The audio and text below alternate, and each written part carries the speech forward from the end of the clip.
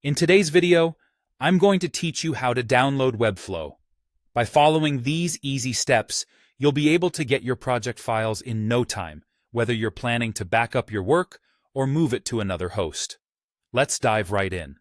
To begin with, open up your internet browser and head over to Google. Type in Webflow and hit search. You'll want to find the main Webflow website, which should be one of the top results. Once you're there, look for the options to log in or sign up. They'll typically be quite visible near the top of the page. If you're already a user, simply log in with your credentials. If you're new to Webflow, you'll need to sign up first. Follow the on-screen prompts, which will guide you through the necessary steps to set up your account. It's quite straightforward. Just remember to verify your email if prompted. Once you're logged in, you'll find yourself on your main dashboard. Here, you'll see a list of all your projects. Take a moment to select the specific website you wish to export the project codes from. Click on it to open the project's editor. Now, let's locate the code export feature. Look towards the top left corner of your screen. You'll see the Webflow logo there. Click on it, or for a quick shortcut, simply press Shift+E on your keyboard. This will open the main menu where you'll find the option labeled Code Export. It's worth noting that in the export window, you might see additional options, such as the ability to minify HTML.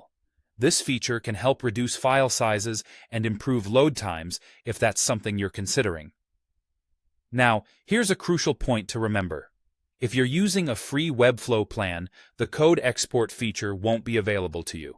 This feature requires one of the paid plans. If you've already got a paid plan, you're good to go. From the code export window, you'll see an option to Prepare Zip.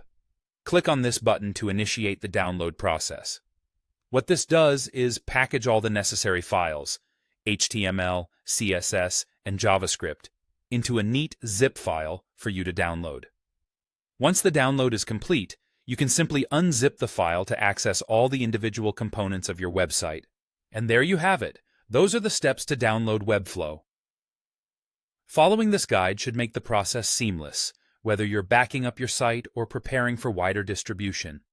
Remember, if you're planning to make changes directly to these files, approach with caution and keep an original copy intact. I hope this video was helpful and that you're now well equipped to export your Webflow sites. Thank you for watching, and happy designing.